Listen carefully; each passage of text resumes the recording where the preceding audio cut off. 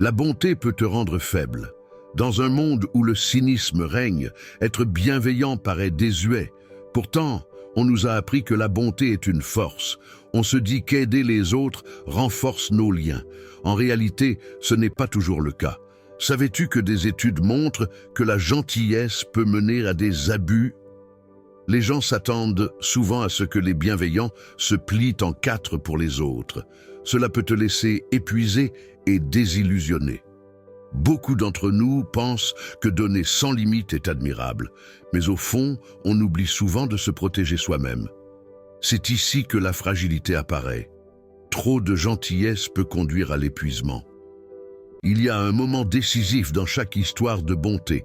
C'est l'instant où tu réalises que ta générosité est souvent exploitée. Les personnes qui profitent de ta bienveillance ne montrent souvent pas de gratitude. Cela érode ta confiance. Les conséquences sont graves. En devenant l'ami idéal, tu pourrais te retrouver isolé, entouré de gens qui ne te respectent pas. Combien de temps t'es-tu senti utilisé sans retour? Le plus choquant, c'est que ta bonté peut te faire passer pour un faible, un individu tolérant, un sacrifice lâche. Dans la société d'aujourd'hui, la force est souvent synonyme d'indifférence. Une dernière vérité. La véritable force réside dans l'équilibre. Être gentil, c'est bien, mais savoir poser des limites est essentiel. C'est là que la véritable puissance se dévoile.